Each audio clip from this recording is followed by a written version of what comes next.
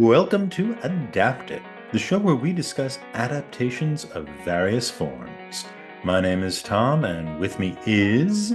Ah, Today we are doing Henrik Ibsen, who was Norway's great playwright.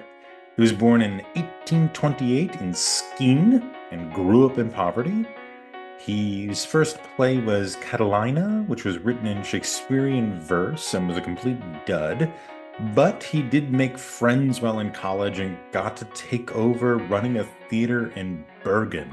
Apparently worked all day and night writing these plays and working on this theater. I got the impression that was like his Beatles in Hamburg period, where he just was like living and breathing theater, and that's how he went from being kind of incompetent to internationally yeah, that famous. that sounds. Yeah, I think a lot of artists feel like they go through that, Yeah, that that was period at some his point. Yeah, old thing, the old bull in Bergen. 1860s, in the early 1860s, he wrote Brand and the Pillars of Society. This kind of made his career, and he followed it up with Doll's House, and then the play that really made him famous, Ghosts. He was overseas at the time, and he traveled around to Italy and Germany. He didn't go back to Norway for a long time. And while Ghosts made him very famous, it also made him very notorious for its syphilitic subject matter. He then wrote later Hedda Gabler in 1890, and shortly after that, he returned to Norway. When he returned to Norway, he moves into his symbolist phase, and you get plays like The Master Builder. His son married a friend of our show, Bjornson Bjornson, the I remember Nobel, that. yes, the Nobel Prize winner. So Bjornstjerne Bjornson's only daughter married Ibsen's only legitimate son. He did have a bastard before he got married, and apparently, his child, so Ibsen's child, became the prime minister of Norway and oversaw the split between Norway and Sweden. So this is in Yep, 1905. So this is that before might have that Ibsen might have yeah died. that might have soured some of that Nobel Committee. uh, yeah, so that was, I think, pretty interesting. So the only living Ibsens on his line, on the male line, are his two great granddaughters. Can you guess their names? Two daughters. Ibsen, Their last names are Ibsen, yes. Their first names. Heinrichetta. No. It is Nora and Hedda. Oh God, Yeah. those parents were mean. Imagine naming your child Hedda, knowing the play Hedda Gabler. Knowing the Knowing like, that's ah, bad. That's bad. I love that play. I'm going to name my daughter after Hedda Gabler. I mean, that would be like Arthur Miller naming his child Willie or Yeah. Happy. It's like, why would you do that? Oh yeah. But we have The Wild Duck. So The Wild Duck is kind of mid-Ibsen. It's 1884. The film version we looked at is from 100 years later, 1984, and directed by a Frenchman, Henri Safran, who, while French, moved to Australia and became an Australian citizen and made a bunch of movies in that area. And he seems to have relocated the play to Tasmania in 1913 for some reason. I'm guessing he's just familiar with that area of the world, and that's where he wanted to do it. But anyway, that is our little setup to begin with. And you suggested The Wild Duck. This is my first reading of it. I've read a decent amount of Ibsen, but I've not read The Wild Duck.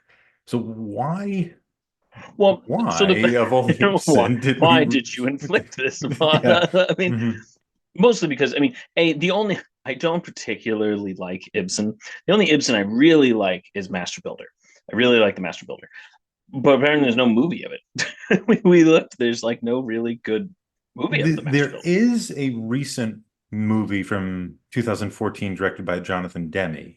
Didn't it get really bad reviews though? Didn't we look at it? I had to turn it off. It was really it Yeah. starred the people from Vanya on 42nd Street, which is great actors, but they have Wallace Shawn playing Solness. And audience, I don't know if you know who Wallace Shawn is or who Solness is, but those are two people who shouldn't be the same person. We'll just put it that way. Yeah, I mean that's yeah, that's fair. It could be, yeah, probably not. But anyway, I really like that play. So, and apparently the movie version terrible. So I was like, well, I don't really want to do that one. And Hedda actually would have been interesting if we'd done Hedda Gabler because apparently, like Netflix just released a version of Hedda, which I don't particularly want to. I didn't even know it existed. I don't particularly want to watch it anyway. And then Doll's House is just so overdone. And I actually like Ghosts. I think Ghosts is one of his other is actually one of his other legitimately good ones. And I've seen a couple of other ones. I've seen Emperor and Galilean. I was telling Tom about like the absolutely disastrous production of it that I saw in London maybe almost 15 years ago. They did Emperor and Galilean.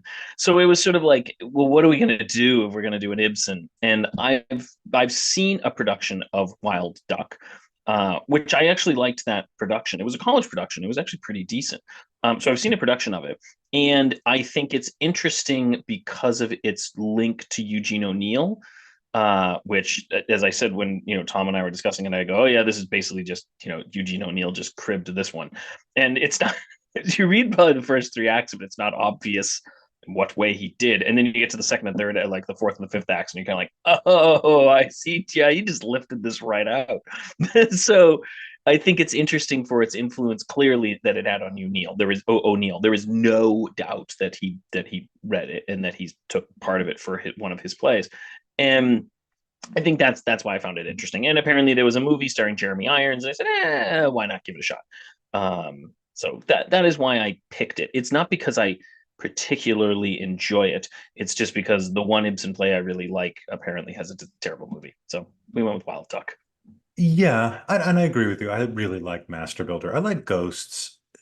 Doll's House is interesting in today's in the 21st century because we've discussed this a lot. I don't know if we've discussed it on air or not, but we certainly discussed it a lot where the effectiveness of Doll's House is that it's participating in 19th century melodrama conventions, but then it has the most unconventional ending of any play ever.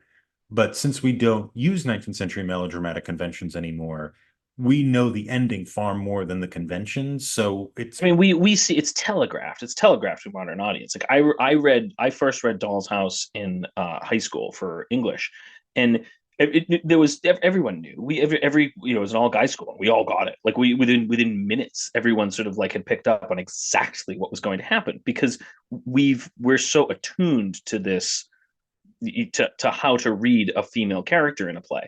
Whereas I think, yeah, 19th century audience wasn't picking up on it. This was like I still think this is like the M. Night Shyamalan of its day, where if you were the audience and you got to the end of that play, you went, what the ball? What? Where did where did that come from? And then if you go back and you clearly were watching it with a critical eye, you'd go, oh my God, they were telling us the entire time what's going to happen at the end of that play. It's the same, it's like Sixth Sense kind of thing. You watch it again and you go, oh my gosh, how did I miss this? And it's all there. So I that's part of my thing with Doll's House is I think that's why it was effective and so controversial. Whereas now it just feels like a celebration of the concept. It's just sort of like it's a historical piece that I just don't think stands that interestingly on its own. And the reason I really don't like most Ibsen, including The Wild Duck and most of them, the exception of Master Builder, which doesn't do this, and Ghosts, which kind of can't do this, he can't stop himself from telling you what his point is. Like he just has like a number of characters, and they'll give these little mini monologues to kind of like tell you what you're supposed to think about the thing. And it's sort of the like, well, when we can live as equals, then we can live as a married couple again. And I'm like, oh, shut up, Nora. We got it. Like, we don't need you to Yeah. say it. Mhm. And it's just Ibsen just can't stop himself. He has to tell you what he thinks of it. And that drives me crazy. I don't like that in anything. And especially when it's sort of preachy, I think his social problem plays just they don't work. Or because the problems aren't problems per se. Like Wild Duck, at least you make the argument it is more timeless because he's speaking more to a human condition than to institutions within with human societal institutions. But Yeah, I would agree. I think that the Wild Duck, what makes it interesting, and we should give a little plot before we Yeah, do we this, can go but into it. Yeah. yeah, but I do, what makes it interesting is I think in a lot of ways it is contrasting Doll's House, and Yeah. its ideas are far more interesting. And I think for the reason you said it really well. One is a criticism of institutions, the other is a criticism of the human condition, which yeah, the human Which will condition last a lot endures. Yeah, longer. And if exactly. he just wasn't so darn insecure, where he just has to tell you, this is why, obviously when Eugene O'Neill, again, I know we're going to plot in a second, when Eugene O'Neill lifts it, Eugene O'Neill sort of has the courage to just let it sit, and we got it. We didn't need the characters to tell us it about what the point of the play is, and that's why I think Eugene O'Neill's take on it in Iceman Cometh works. Here, I can't stand it when they're like, and now let me tell you what you should think, audience. It's like the more you know. Yeah.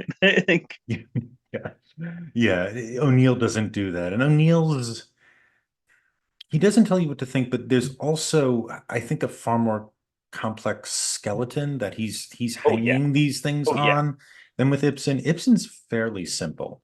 And to get into this and to tell you why this is related to O'Neill, the play we're talking about, by the way, is Iceman Cometh. That's the O'Neill play that this is that Pat observed that this is close to, or that O'Neill is God. O'Neill stole it. Like O'Neill stole the idea. O'Neill steals the idea. He certainly does a better job with it, but he's flat out stole it. Like it. I've actually seen one of the translations. My translation didn't have it, but one of the translations I've seen actually uses the phrase "pipe dream." That's actually supposed to be the Which phrase is that a gets phrase that translated gets repeated a lot a in The lot Iceman in Iceman Cometh. Cometh. And I Hmm. think that I don't know whether that translator intentionally did it to make the link or whether this translator intentionally avoided it so you wouldn't make the Wouldn't link. say it, yeah. But anyway, so here we have a lovely little family of a photographer and his touch-up wife. She does touch-ups. And this is Hilmar Ekdal and Gina. And they have a father who lives with them. Hilmar's father, old Ekdal, lives with them, and he was a former business partner of kind of the rich guy in town, old man Verli. And Verli was working with Ekdal.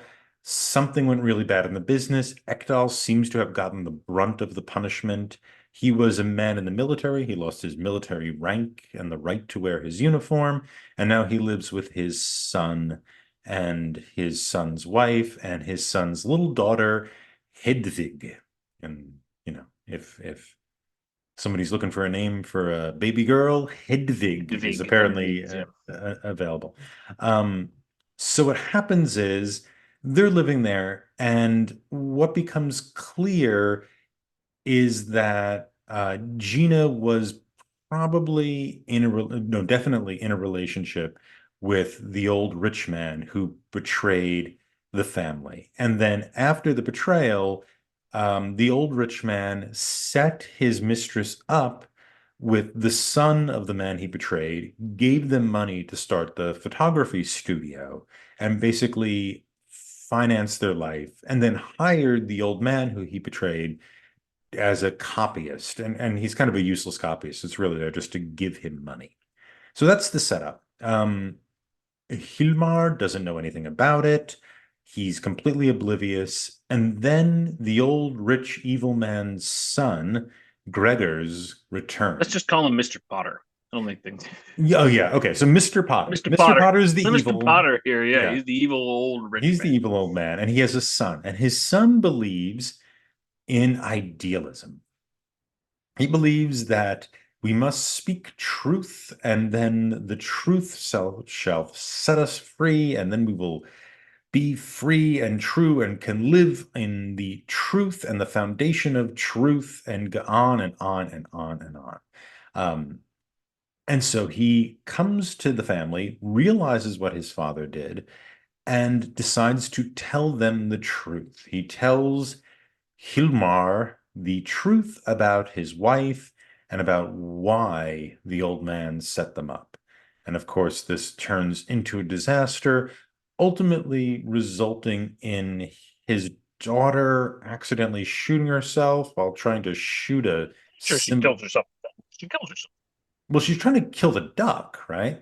Yeah, but they say pretty clearly that that she killed herself. That they were like that was not an accident. She clearly they Mhm. even say they go she burnt her dress. She had the Oh gun pointed yeah. at her heart. They had So yeah, she had the gun pointed at herself yes, and the because duck. she is the real wild Mhm. duck. Yeah. She's the wild duck. Mhm. Yep. And that's what Did you not pick up on happens. that symbolism? She's the Uh, wild duck. yeah, she's the wild duck. Gina's the wild duck. They're all they're all ducks. So that's what you get from this. In terms of the title, as we just kind of hinted at here, they have a pet duck that can't fly that lives in a loft that that old man Potter had hunted, and then his dog got, but the duck didn't die, so the family took the duck, and now they have a duck. That's that's it. And the That's son is now the dog. The son is the dog who's going to go into the depths and retrieve the wild duck and bring it back up to the light. It's a very complicated, confused metaphor that doesn't really work. But no.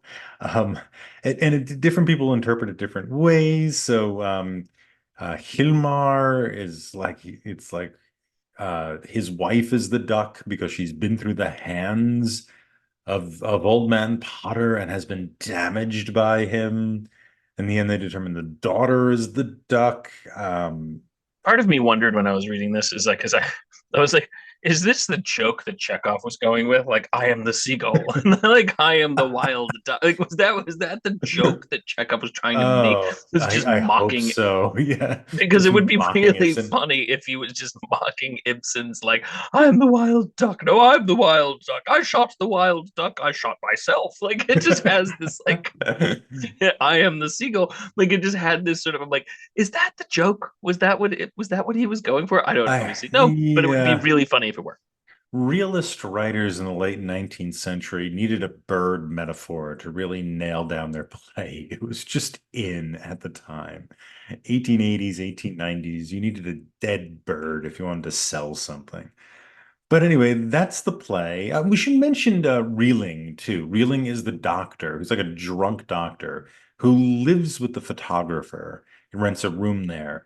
And he is sort of the voice of reason. And he's the guy who kind of goes, "Hey, everybody needs to protect their illusions. Telling people the truth doesn't really help.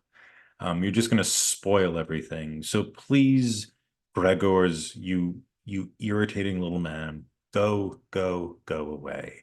Um, and he's the I guess he's the voice of the author, right? He's the voice of the audience is reeling. Correctly tells the audience what What they to should think. think about the Mm. material. Yeah, God forbid. Which is God forbid they get confused or misinterpret the stupid duck. You know, we're gonna have the doctor tell you what the duck Mhm. is. Yeah. Yeah.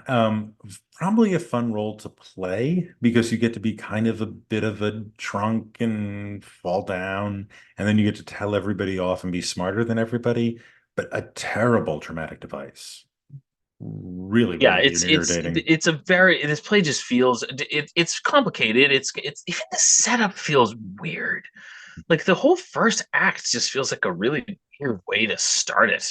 Um, Yeah, and they're then to in. just never go back to that house. Like it's Mhm. just like to me is an odd way. I mean, I guess like he kind of has to. I don't know how else he gets his story rolling and gets the old man because most of the play takes place in the sort of poor house in the attic with the birds and this kind of thing. So it's like I guess how are you going to get the old man there and get the story to like you kind of have to almost have it start in the house, but it just felt very it takes forever to get going to sort of get to its point.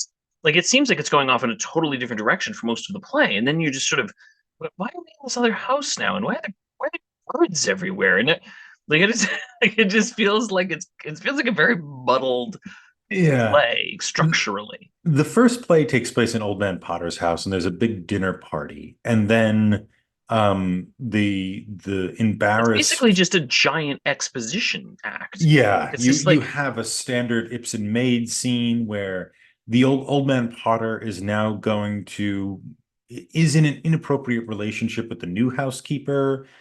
Gina, the photographer's wife, was the old housekeeper. Apparently, he does this, and I think that's where you learn he's going to marry her, or do you learn later in the play? you learn it in that. You learn it in that And scene because I know you. That's why the son storms out because he's like, Hmm, "This is a lie, and I yeah, live truth." I'm like, "Oh yeah, God." yeah. Yeah, you don't. It's odd because when you read it, maybe it's different when you watch it. The movie, I don't think did it justice exactly, but when you read it, you don't know where to look.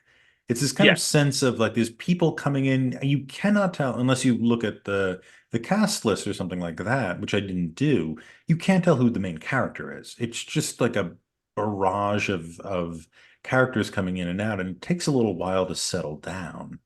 And the kind of you get hints of what the information is that you're going to need later on. But the first thing, that's the thing, the first thing well, it they set very much up. seems like it's going to be a conflict between the father and the son Mhm. and the white, you know, and you should, and I guess it kind of is by proxy, you could argue, but it's sort of like, but no, no, no, it's not really about them. It's about the guy's former mistress thing, and you're sort Yeah. of like, oh, we're going to this other person's house, and then you're thinking, ah, we're going to be here, and then we're going to hear about this guy's, you know, and his father, and the conflict is going to spill over here, and you're like, no, it really doesn't. Apparently, now we're shifting to like the daughter.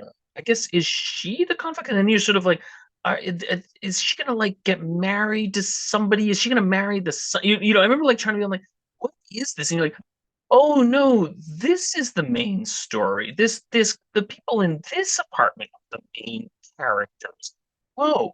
And apparently it's about their illusion. Like you don't even like, oh, we've shifted again to it being like a point about the human need to have an illusion in order to live with the misery of life. I'm like, I didn't even get that till like the fourth act.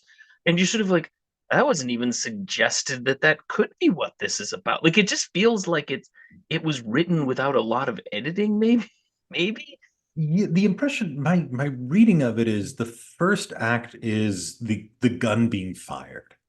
And then the fifth Yeah. act is the bullet landing. And so what you're seeing is, like that, like to use that tired metaphor, like the gun being prepped and shot. And like, what did he shoot it at?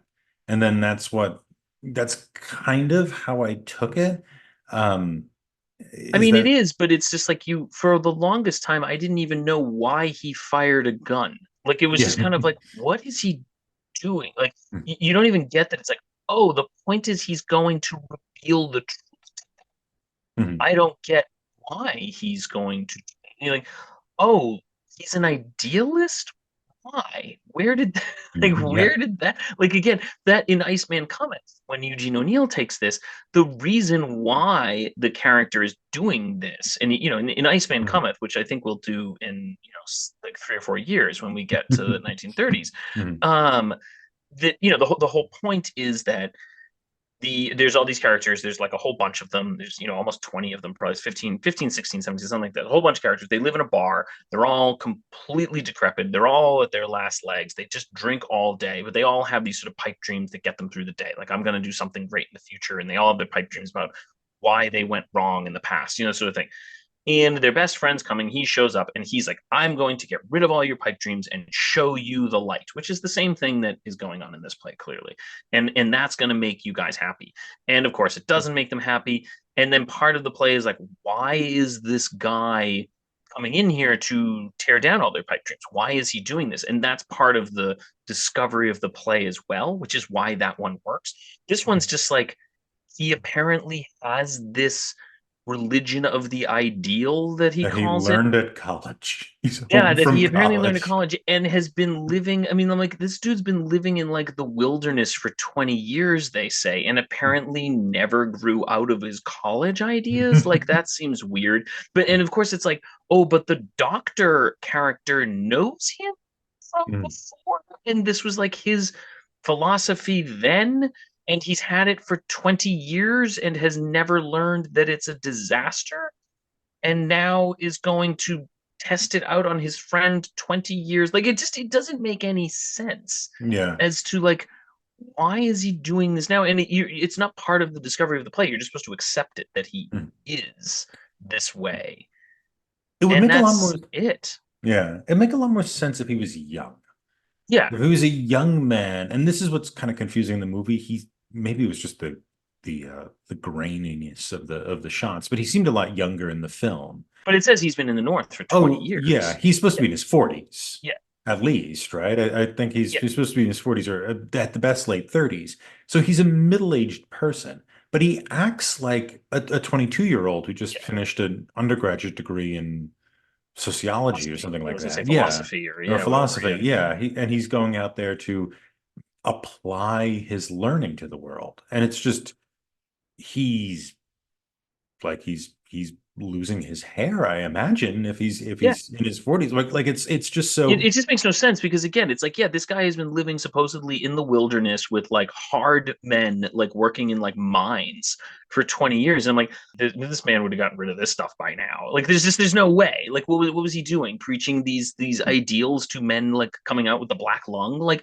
it doesn't make any sense like the world would have torn him down by now if this was the way he was going about it the only other way you could do it would be if he had been living up there and sort of had these ideas and sort of idolized his father. And then when he came back, found out that his father had really set up the other guy for failure and was like buying off all these women and was like, my father's a liar. I can't believe this. I have to spread my doctrine of the truth or something like that yeah, because of the Willy shock. Loman thing. Yeah. Yeah, so yeah, exactly. Like which again, that makes no sense either. Happy's reaction to No, that whole it thing makes no doesn't. sense either. That's Mm. also a bad play. But it's just why is he reacting this way? He knows his father is a liar. He knew for 20 years that his father had set up the other guy. He says very specifically, I knew you were setting the trap for him, that you were going to ruin him, and I said nothing because I was afraid of you. So he knew it. He knows it the whole time. So what has he been doing up there for it's Yeah. just the whole there's so many holes in this thing in just how it's constructed and how it's put together that while it's a really interesting idea the play itself I just think is a it's a poorly constructed poorly executed play. It's one of these things, it's midway between Doll's House and Master Builder in the sense of it has too many details that make it realistic, and it isn't going the full symbolism. If it went full symbolism, where Yes, Gregor is like a symbolic character who embodies idealism, like the female lead in Master in the Builder, master builder, who's yeah. like she's a real person, kind of. Is She's also we're she's not really also sure. you're never really sure what she that's why I like master builder I love Yeah. master builder because you're sort of like what is she his promise to art like Mm. like is she a Is what she is symbol embodied? Yeah. yeah she's a symbol embodied and where did she come from but there is a suggestion that she actually does have a real past but You're not really you don't sure. really know and that's why it's great that's Mm. why the ambiguity you just sort of go okay I guess we're just going Mm. to accept that this symbol from his past became a real human being or was possessed by the idea or whatever it is, but that's kind of cool. We'll Yeah. just go with it. Like you just kind of go, all right, this is weird and I accept the premise. And I like you could imagine Gregor's being like that. You could imagine Gregor's being this like, wow, I haven't seen you since college. You haven't aged a day. And he's, and he's sort of more of a demonic figure. And you don't Yeah, catch this sort of on that that he's a would be demonic cool. Yeah, this sort figure. of Mephistophelian character that is just like something's wrong here. This guy, there's something wrong with this guy. Yeah, that would be pretty cool. Yeah, that would be a cool idea. And then it's like the promise he gives is truth.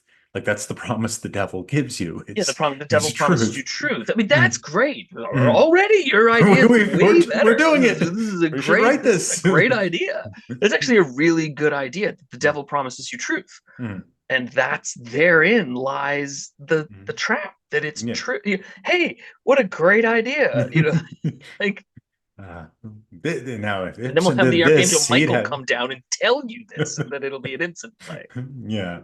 Oh God. If Michael's smoking a cigarette, then it's a Tony Kushner play. That'll be But anyway, um, he's the Angels in America guy. Oh yeah, no, I got it. Oh, I know. I'm just gonna stay away from that one. yeah, yeah, yeah. It's also a really bad play. That ends up being kind of the problem with it. And I have to say, every character is irritating. Every character irritated bejesus out of me. I mean, Gregor's is kind of supposed to be, but Yeah, even that's the the idea. main character, so it's very hard to hang on to anything, Yeah, right? I there think really isn't. Yeah, no, I would yeah, agree. There's nowhere to hang your hat here. there's nobody, and another thing I was looking at too with this was I was looking at other productions that had done this, and very recently, there was one at the Theater for a New Audience that the director kept going on and on about Ibsen's ability to be funny, that this play really is a tragic comedy, that it's Ibsen That's a stretch. merging comedy into it. And I was looking at one of the translations. I had two of them, I think.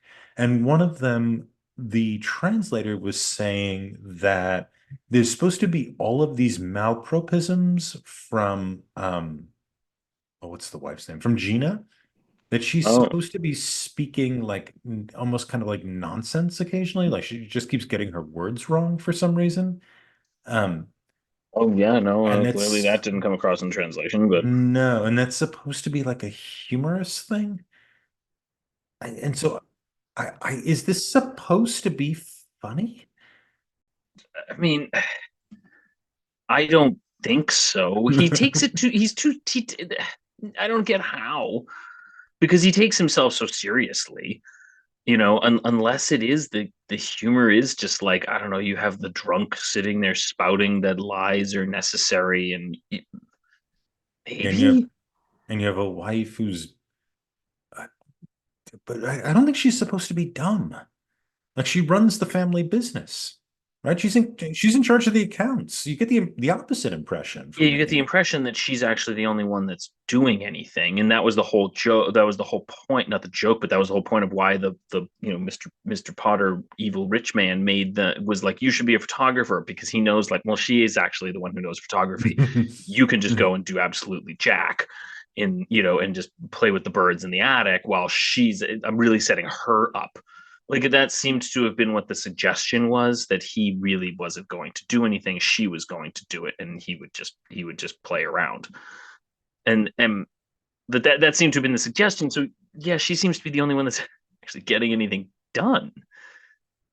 The only moment that like was kind of comical was like when the daughter was promised that he would bring home sweets Oh, yes. and he doesn't he forgets because he's all upset that he saw his father there like doing copy work and so he forgot to bring home sweets for her and then when she's like did you bring home the sweets and he's like no but I have the menu, you can look at that and read it to me and I'll tell you how everything tasted. Like that was kind of funny in just the absolute absurdity of that being acceptable to anyone as a suggestion and so that's at least but it's not. I don't think it's played for laughs. No, no, I was surprised by that criticism and surprised by the translator's note as well. I mean, the translator obviously was probably correct that there are malapropisms in there, and that she is sort of I don't know suffering from aphasia. Is that the I is don't that know. is that's the idea? Like I She's don't not a know. very well-developed character. There's not Nobody a lot really to her. is. Yeah. Other than the old man, when you said every character irritated you, I'm like the old man kind of didn't. I kind of got him. I understood where he was coming from. He's got this kind of jerk of a son who just kind of is like Peter Panning it through life because he's mad that his dad slept with someone.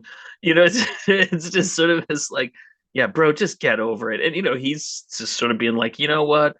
I help the family out. I give them some money. They've cost me a lot. What do you want me to do? If I give them too much, I'm gonna look suspicious. It's fine. Like they're okay. Just leave them alone. And that's sort of the impression you get is just and he seems to be the only one that sort of has any sense there. I didn't dislike him. Yeah, and it's an interesting conflict too, because he's clearly in the wrong, but he's the only person with a solution. Yeah, right? And there is something when the doctor tells the idealist, well, you should have said something back then. Since you didn't, it's too late. it's too late. It's too Yeah. late. You can't do anything about this at this point.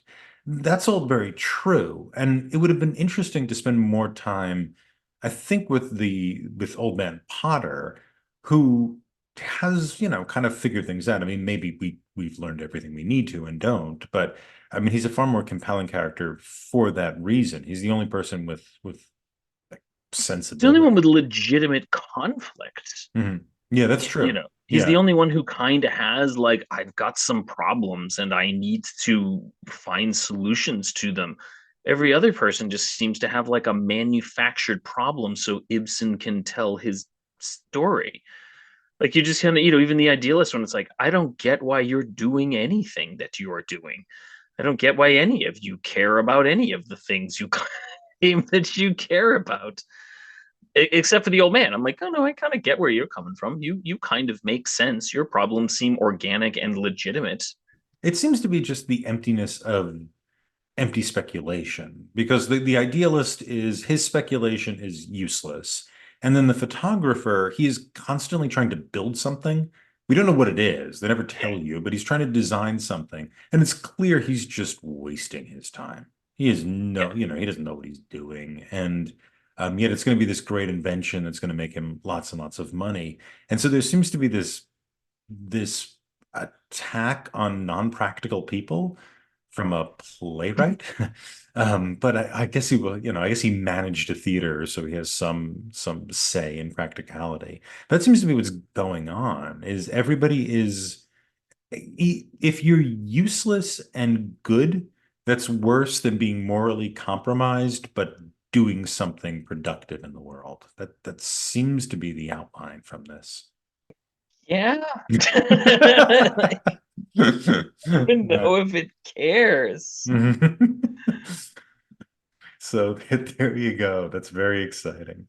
Um, I do. So speaking again about the Nobel Prizes, as we've been kind of doing, the first generation of Nobel Prizes, as we recounted, is all about idealism, right? That Yeah, first this guy can't win it. Yeah, because yeah, he's he can win it at this, and it seems to be at this point. So the criticism of I found Off Viersen. So Off Viersen, if you remember, was the chairman of the Nobel Prize Committee, the first chairman of the Nobel Prize Committee, and he hated Ibsen, and he has this great quote. Oh, here it is.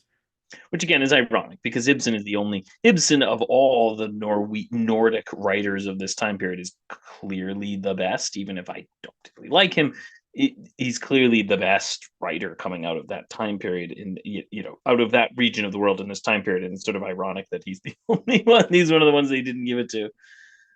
But this is Off Viersen on ghosts. So, what he said about ghosts. He wrote a review. So in 1881, long before the Nobel Committee, he wrote the review in Sweden of ghosts, and he said that Ibsen had, quote, openly joined the party which will tear down the foundations of every orderly society. So That's extreme yeah, yeah, for talking about syphilis. yep. It's not like it didn't exist. He's just talking about syphilis. Yeah, so that seems to be so the attacks on idealism and which Alfviersen celebrated, and to be fair, so did Nobel. He was asking people to find idealist Yeah. writers, and this review seems to be some reasons why Mr. Ibsen Of all the has plays to go not and after, will why? not. I know why, like Victorian sensibility kind of thing, but like Ghosts is sort of like it's his least sort of preachy one. It's just sort of like, man, syphilis is awful. It ruins people and then it ruins the next generation too. Like that's essentially all it is. And then it's just sort of watching individuals suffer from syphilis. Like there's nothing there's no real social commentary being made other than I guess like upper class people can have syphilis too. I don't really know what it was trying to get at. And Yeah. or what it's his least of his plays. it in Master Builder, I don't think really has it's that's more about art and the nature of art and the playwright and the artist's responsibility to his art and to his promises he makes in his art. That's a cool concept. Again, there's sort of something universalizing about it. He's not talking about like art in his own day, he's talking about art in general. And Ghosts also has sort of like a relatively little to say the about it's not like it's a criticism of the medical system, you know, something like it's not a criticism of any of that. It's just about syphilis, and therefore, even though syphilis isn't really something we particularly consider nowadays, it has a level of drama to it that sort of just works as a play and watching these characters interact with one another. And so that's why I think Ghosts is also a good play. So I don't know why someone would, other than it's just like you don't talk about it, I think you it's know. it. I think it's you don't talk about it. I think this idea of an idealist society is it's actually ironically the almost the opposite of what was going on in this play, which is you represent the world as it should be, not how it is. And Yeah, so you just don't talk about syphilis. You don't talk about the crude things in the world. And that's how you maintain culture, that type of thing. Um, yeah, so there was direct antagonism such between a the shame Nobel syphilis got Committee. like cured because it was such a good plot device for so many novels. like, like Yes, you could just do it so much with it. So many novels and plays. it is a You could like shame syphilis got shame cured. they cured syphilis. It's just like, Yeah. man, if we could just bring Cat that has back to for the find plot a new purposes. plot device because these idiot doctors cured Had to cure syphilis. syphilis. Just Yeah. you know, What you am I could gonna have the write characters about going. now? You could have them going mad. You could have so many things they could do. They just can't be crazy. Yeah, we have to give We them have to syphilis. give them some syphilis. Ah. Anywho, sorry for Anyway. that. I interrupted you. I Oh apologize. no, I have very little. Oh, we should now transition to the film. I almost forgot about the film. Oh, Um, could you forget about the most boring movie? I didn't finish it. It is so boring. It was so boring.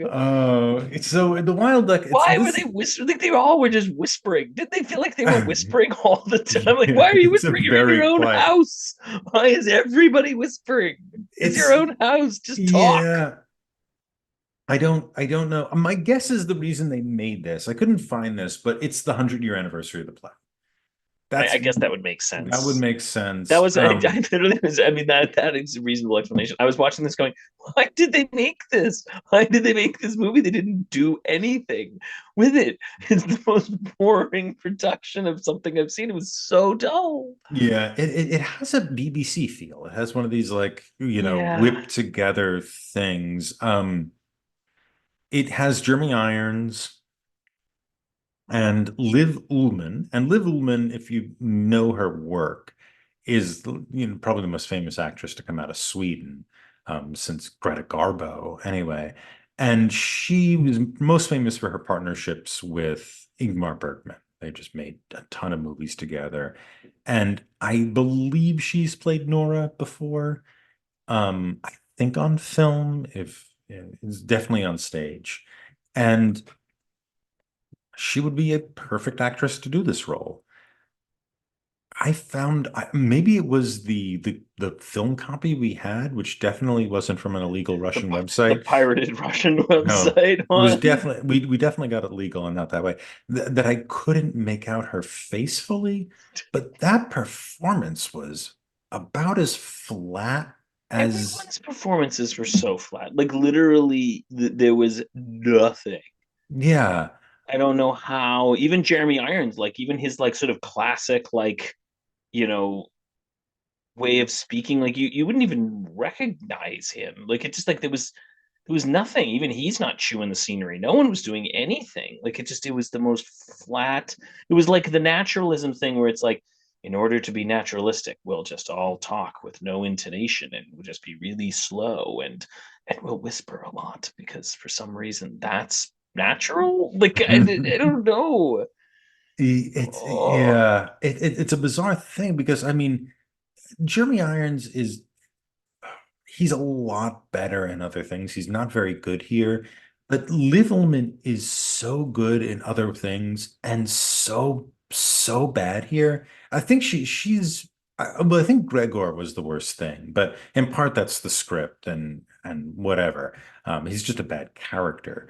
But she is that character isn't very rich, but with a good actress, you can fill that in. That's a thing a good actress could bring her own personality to it because it's so blank. Like Greta is just like Greta could be interesting, but she just isn't. And Liv Ullmann is not emoting. There's no, I don't know what objective she's pursuing in any given scene. She just seems to be present and pleasant. She's here and she's doing okay. She's holding it Fine. together. Yeah, she's doing fine. I think She's doing the she's wash. keeping on. Yeah. Yeah, I just I think the little girl was the best thing. yeah, I was gonna say actually the little girl was fine. It's just, Mhm. again, I felt bad when she didn't get her sweets. like, I Yeah. mean, I did feel bad when he's like, "You read the menu, and I'll tell you what they taste like." And it was like, "Father," like, yeah, I do feel bad for her. Yeah. Yeah, she was, but I mean, even the like Gregor, he's so blank in this that you think he's just one of the servants. Like there's always, in movies like there's always like servants running in and out because you need people to move stuff or whatever. And I just kept thinking he was like a servant, and then he would start talking, and be like, "Oh, it's the idealist guy." Oh, I didn't recognize him because they're just nothing anybody does has any kind of character construction. Well, that's why I thought, why is anybody listening to this man? Like, why is anybody buying anything he says? Like, this would be the dullest, whatever, knock on your door Mormon trying to sell you Jesus. You'd just be like, dude, put some energy into this. Like, he's pretend like you want to be here. Like, I mean, that was this thing is like, why is anybody listening to this man's ideas? Mm, They're not compelling, and mm, he seems like he's catatonic. mm.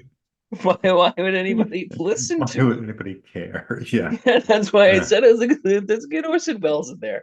Orson Welles would be, at least I'd be like, I would listen to Orson Welles. Orson Welles told me I should shoot my daughter. I might do it. Like, hey, this man can convince something. He can sell you an idea. mhm. Like, I might believe it. Actually, yeah, now I can see it like a young Orson. Well, Yeah. I can't imagine middle-aged Orson Welles, but I could see a young Orson Welles like coming in and yeah, that would be really cool. I Don't can you kind of think? see it I now. think that Yeah. would be the cool. I Yeah. could totally see he would convince me to do that.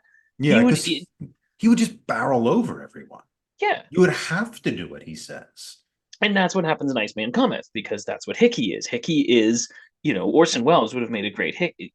He's the guy in Iceman Cometh who basically fills that role, telling everybody they need to get rid of their ideas. He's sort of like, I think, he'd like, it'd be like a Nathan Lane kind of thing. I don't know, Nathan Lane and Orson Welles are not that similar, but Nathan Lane has played Hickey and has done a really good job of it. I mean, other ones who apparently have played really good Hickeys are what's his name? The guy everybody hates now, because Kevin Spacey.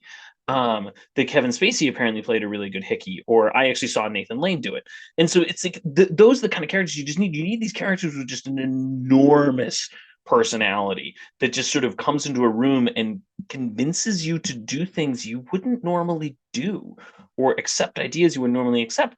And this guy is just dishwater. Why is anyone listening to him? I had no idea why, other than that they told me that I should, that they were. And then Yeah. the fact that they told me they believed him, I would have just thought they were humoring him and just gonna send him on his way. Yeah. Oh God, what a Yeah. terrible movie of of a play that is interesting, but I really wanted to do it, but what a terrible movie of it. Yeah. And the thing is, though, this idea of needing illusion to maintain a life it's really cool. I think it's far more interesting than Doll's Oh House. yeah, then I as mean, an idea, it's a far more interesting concept. yeah, because Doll's House idea is once we have, it's almost the opposite. In Doll's House, it is once we have the truth about what the institution of marriage is, then we'll be able to replace it with something that has people living as equals. That's kind of the idea. It's a Yeah, celebration of the potential for an, I guess what you would call an idealist marriage. Um, Yeah, I mean, I think it's it's a true. truth will set us free type thing. Kind of. I mean, there's also like you're Well, gonna have to there is this suffer, but idea that yeah, that Nora will now have to go suffer because she has learned the truth, but she's sort of there's an ennobling aspect to it. Like she is an ennobled figure. Is that right? Yeah, I guess so. You know that she has been made noble by her realization and by her suffering. You know that's and I think that's a very clear aspect of Doll's House, that this thing is saying the opposite, which is actually, quite frankly, the more interesting idea that actually people do this all the time. They lie to themselves and they lie, you know, and people lie to them and let them get away with their lies. And everybody is just happier with their lies. And if you go in there and tear them down, they will hate you for doing so, and they'll be miserable and they'll hate you for doing it. That's a great, brilliant observation of human life. That's an observation that I, to my knowledge, I don't know if anybody has said that before. Ibsen said it. That you know, it's probably there. People have sort of done it, but no one's kind of put it out that succinctly and clearly. And yet he kind of does it in such a just kind of clunky, awkward play. It's such a shame. yeah. Yeah, I think this is probably again like the master builder version of this is the play I want. Yeah, Or the Mephisto version of this is the play I want. That would be really cool. yeah, and I think the idea of sort of the Mephisto one, that is sort of what O'Neill did. You know, Mhm. that's the Yeah. Iceman. You know, the Iceman is, you know, Mhm. comes in and he's the preacher of death. Mhm. That's you know that's what it is, and it Yeah, works brilliantly. It's that's it's my a favorite. almost like a negative gospel, right? There's Yeah, I 12 always say people in the that that's my bar. favorite play of all time. That is my favorite play of all time. Is Iceman Cometh. I adore that play. It's my favorite play. So to see to see this, which is essentially the same idea, go, you just botched it, bro. And then to see what Eugene O'Neill will do with it, it's a you know the idea, the concept is brilliant. So I guess I'm glad he wrote it because who knows whether O'Neill would have ever got Iceman. So Anything else we have to say about the Wild Duck film, the Nobel Prize? no, I mean Ibsen should have won the Nobel Prize, but you know he's one of those figures. I wonder if he'll still be read in 100 years. Like I don't know if he will be. We're closing in on 200, Well, that's what I'm right? saying. We're Yeah, over, you know, 150. That's what I'm saying. Will he still be read in another 100 years? another 100 years. I don't know. I don't know if he'll make it. I, You got to start winnowing somewhere. Like, you know, we start, you know, you can keep stuff for 100, 150 years. I think after you start kind of removing stuff from your literary canon as you start approaching 200, 250 years. You know, how much stuff are we reading from the 16th century? How much stuff are we reading from the 17th century? It's been winnowed down to a relatively select set. And I think that's happening with the 19th century. That's why, you know, people are not reading William Thackeray really anymore. People are not, you know, those kind of figures are starting to drop off from the mid 19th century. I think they're going to start cutting stuff from the late 19th, early 20th century in the next 100 years. And I don't know that Ibsen will make that cut. do you think Chekhov will? I think Chekhov will, yeah. Mhm. For I think his Chekhov makes short the cut. fiction or the Both, plays or I both? think. I think both because I just think those plays just speak better. Chekhov isn't writing like about serfs. Like, let's talk about the problem of the serfs went around by that point. But you get the point. Like, Chekhov's not, although he does actually have my favorite as one of his characters who always refers to the freeing of the serfs as the great calamity. I always love that character. But you know, he's not dealing with a specific social problem. He is dealing more with universal problems, and I think his plays are just better constructed. So I think they'll last. I think Chekhov will last. Like I think Tolstoy will last. I think Dostoevsky. I think a lot of Russian literature, ironically, will last. Like if I were looking in 1,000 years, I could see those guys lasting, but I could see like I don't think in 1,000 years people are really going to be that interested in like F. Scott Fitzgerald, but I could still see them reading Crime and Punishment. Like I don't think Crime and Punishment's going away. Like I think a lot of Russian stuff will stick around in a way that some of the Western stuff won't. But I think this is gonna. I just don't think in 150 years. I can see people kind of going like, yeah, no, we got Doll's House. We got it. Like we can appreciate it as a piece of history, but it's not that interesting as a piece of literature. Yeah, yeah. Once the 1960s kind of feminist vibe is Yeah. finally over, there's not any reason to do it. Not really. Yeah, once that goes, I would love it if people taught Master Builder, but it's Yeah, just too it's too weird for a weird. general audience. Yeah, I remember I applied for a directing grant once, and one of the questions was a long thing, but one of the questions towards the end one was, "What is a play that you really like, but you don't think you could direct?" And I did the Master Builder for that because I'm like, I love this play. I have no idea where I would even start to come up with a concept of how to direct it. Um, and then, that's why I love it, why I like returning to it. But I think you're right.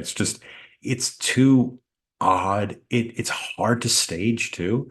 I mean, I've seen it a few times. I've It seen it doesn't, stage one time and it wasn't very good. Bam yeah, did it a few years ago, maybe I 10 years would, ago. It wasn't very good. yeah, I think I saw the same one. Was it John Turturro? Was it John Turturro? Oh, it was John Turturro. You're right. And I Yeah, I really did see liked that him one. in. I saw him in Cherry Orchard. And he was excellent in Cherry Orchard. Yeah, you're right. I did see him. I'd actually seen the woman who played the whatever her name is, the girl. I can't remember what her name is. I'd seen her in an O'Neill play. Actually, she was in Beyond the Horizon, and it was a At Irish Rep? yeah Irish rep. Did you see that one? No, I don't think I did. No, I saw Master Builder, but I didn't see Beyond the Horizon. Yeah, Beyond the Horizon is it's not a great play, and when you have to sit through like 3 hours of it, it's really bad. And when you sit through 3 hours of it, and she was not good especially by the last act. The last act was a disaster. Um, and so it was fascinating when I saw her again. I'm like, I recognize her. She was in that terrible Beyond the Horizon at Irish Rep. Yeah. So it was not a great production, and it just didn't really work. I don't know how, it's a hard play to stage, but it's a great play. It is a great, and it's just I saw that production too at them. I saw it by myself, and I really didn't like the production either. But I still felt that the text itself was kind of hypnotic. I remember I didn't get on the subway right away because I wanted to like walk around and think about the play, even though I didn't like the production. And that's it's such an interesting conflict when you have these things where you're like, God, this is so good and no one can do it. So I wish Master Builder would survive, but I Yeah, I just, I agree. I don't just, I just don't think, think Ibsen's gonna make it yeah, long term. yeah, a lot of these things aren't gonna. All right, shall we talk about next week? Well, what are we doing next week? Well, I had Twain up because he Oh, he dies next. should we do it? I had suggested Tom Sawyer because there's a movie of Tom Sawyer that has some kind of renown. Not the one from the '90s, right? I know they did one in the '90s. I'm pretty sure, or this weird one from 1973 where they just look like they're like what's their names? Little Rascals. That's a 1938 one. Oh God, there was a musical film adaptation. Please don't make me watch that. Oh, there's like this really weird animated one, direct to video. Tom Sawyer is like a squirrel. What animal is that? There is a movie called The Adventures of Mark Twain, that was nominated for 3 Oscars. That sounds bad. There's a Mickey Rooney Huckleberry Finn. No, There's a no. Will Rogers Connecticut, a Connecticut Yankee in King Arthur's Court. I do like Connecticut Yankee. Very political book, but um, not that anybody cares about the politics of. Well, I guess they do care about the politics of empire now, but for different Mhm. reasons. Mhm. Um, what has anyone done a good Prince and the Pauper? I think someone's got to have done a Prince and the Pauper movie. Like, what of these are good? We could do Kid in King Arthur's Court. What is it? Kid in King Arthur's Court. A Kid in King Arthur's Court? Oh yeah, you don't remember that one? I No, think what it's the I is? think it's the kid from Rookie of the Year. Oh, I think it's that kid. Yeah, yeah, it's the kid from Rookie of the Year. He plays the kid in King Arthur's Court. no. And did No, no, I really don't. no. So I see there's Huckleberry Finn. There's a 1960 movie. Oh, directed by Michael Kurtz. He directed something No, The famous. Apartment is Billy Wilder, isn't it? Oh, he directed Casablanca. Oh, Oh, that's I right. was like, I'm like Billy Wilder did The Apartment, didn't he? Yeah, Billy Wilder. No, Michael Kurtz directed. So the Casablanca guy directed a Huckleberry Finn movie. Um, Did any good? Let's see reviews. There's no reviews on Wikipedia. That's probably not a good sign. No. Um, Did no one make like a good version of a Mark Twain movie? well, the Tom Sawyer is a musical. There's a Bugs Bunny in King Arthur's Court. There's an 80. Oh, this is the weird animation one. There's a 2014 movie that looks like they're hobbits.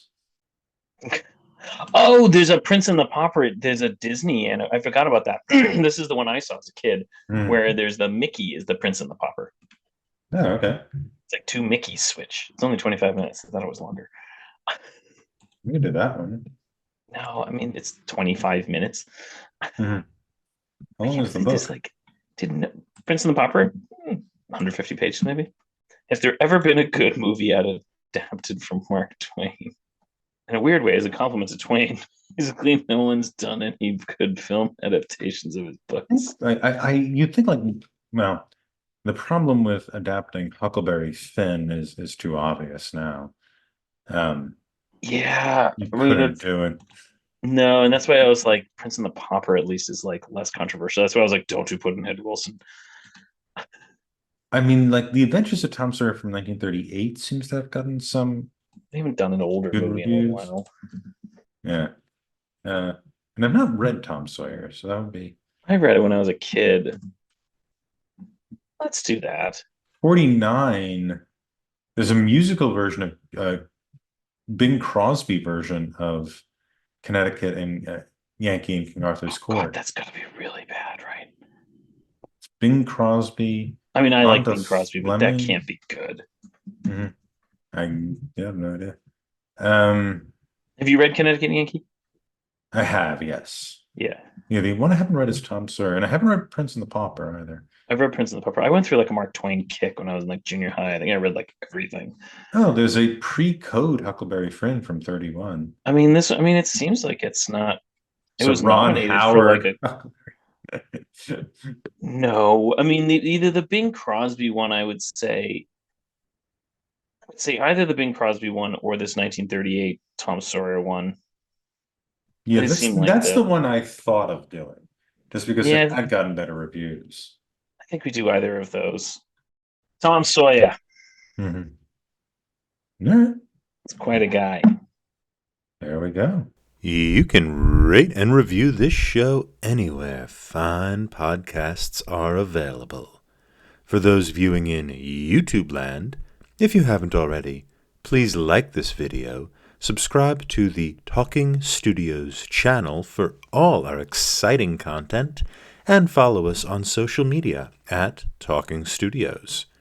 Check out other shows by Talking Studios, including Talking Pictures Trivia, where we explore movies through trivia, Keep Making Movies, where we explore micro-budget films, Limited Lexicon, where we play through text-based adventure games, and Get the Point, where we slowly reveal a movie poster and try to guess which movie poster it is.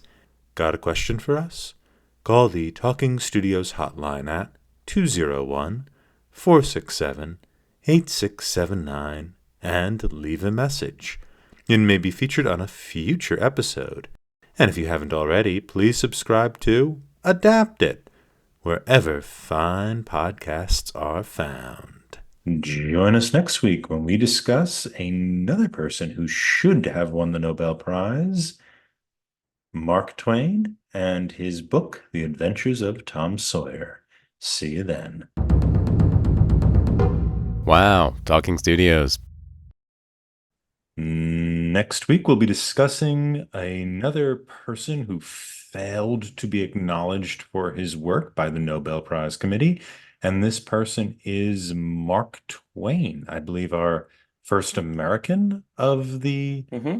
of this season, He's our right? We first have American of any of period. these. Yeah. Yeah. All Nobel Prizes. We ain't getting one till we get to Sinclair Lewis. We got Oh, ways to oh go. joy. It can be Can't wait for Babbitt. that week. Yeah. Um, so we were looking at The Adventures of Tom Sawyer, mostly because we're interested in the David O. Selznick picture.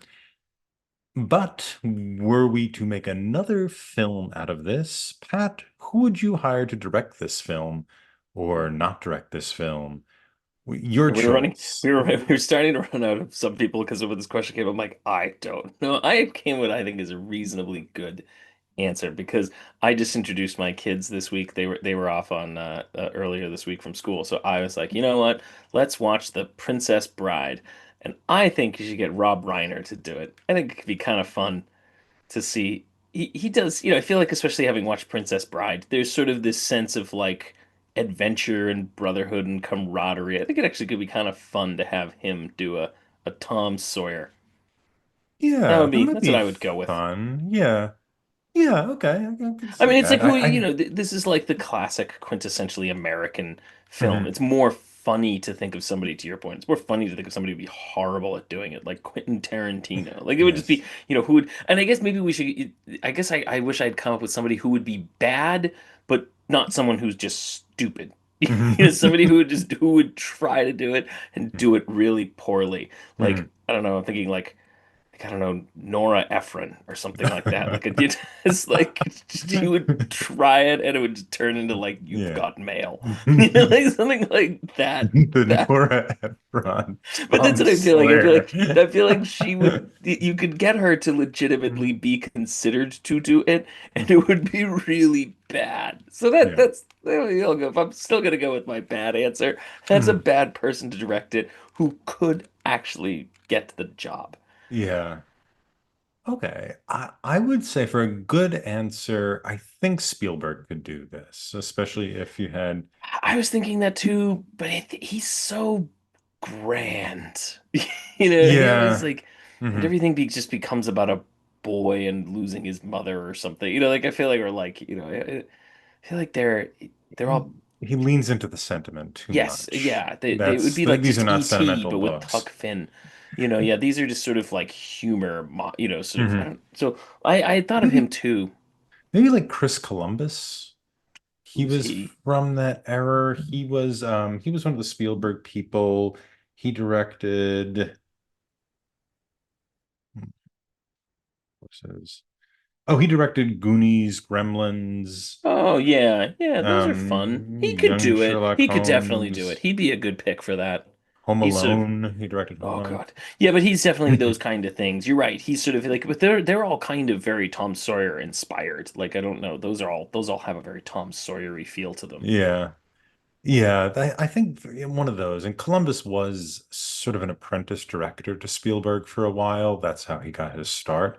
So he works with kids, does kids movies a lot. He I could totally see Um, him doing it. Yeah. He yeah. actually would be a totally legitimate pick. I'm Mhm. surprised if they hadn't done one. I don't know when the last one was. I think there was one in the 90s, wasn't there? Tom Sawyer, there might have been. I'm I sure think there there was a lot was of one, like but I think direct it was one. television. I think there was one in the '90s, but it was much more like Macaulay Culkin kind of feel to it. Like this sort of like Huck Finn is this like I mean he does have this actually. Well, we'll get into the movie, but he's sort of this sort of like just more chaotic like Tom Sawyer than sort of what I think this movie does. But yeah, I could see Chris Columbus being a good pick for it. Yeah. Yeah, I think a bad pick. So I was thinking like American South or Western directors, somebody like Terrence Malick, who would be terrible, terrible, terrible for this. It would be like it would be one of these things. It couldn't even be funny because it would be just so ponderous. There would be so many long spells of silence as we looked at rivers. Rivers and Yeah, if you've seen the Thin Red Line, yeah. yeah, there's a lot of river porn in the Thin Red Line. At least what I remember for the parts of it that I was awake. That is a bad movie. But so I'm gonna go with Christopher Columbus. You know how I was saying because I was gonna Mm. say I was gonna be like I was like it was like a Macaulay Culkin or like a Jonathan Taylor Thomas kind of movie. Mm. They did make one with Jonathan Taylor Thomas. Oh. That's what I thought. I was like they Mm. made one and it's sort of that like it was almost like I don't know who the other one was, but and who did direct that one? That was directed by Peter Hewitt. Don't know what else I he's don't done. know. I don't I know have no idea who he Peter. is, but I feel like that's one of those ones where it was like more like let's have like our bad boy crazy kid with frosted tips, like he's gonna be that's Tom Sawyer for the modern age, Tom Sawyer with an edge. Like I Mm. think that was he did Bill and Ted's. Oh. Oh, he Oh, also did Home Alone He did Bill and Ted's Five? Bogus Adventure, which was actually which is arguably the better one. He did Bill and Ted's Bogus Adventure. That's what he did. So he didn't do excellent. He did bogus. But it's like the guy who apparently directed Tom and Huck. But that's I think that was sort of what the '90s has turned him into, is sort of like that bad boy, like Macaulay Culkin-esque JTT Frosted Tips kind of running around with he's Tom Sawyer with an attitude. That's what I feel like. Oh God, he directed the Garfield movie with Bill Murray. That's Ooh. ooh. Mhm. That was still one of my. I actually really liked Zombieland. I think that movie was actually really, really funny. But they reference that when Bill Murray is dying, and they go, "Do you have any regrets?" And he goes, "No, maybe Garfield."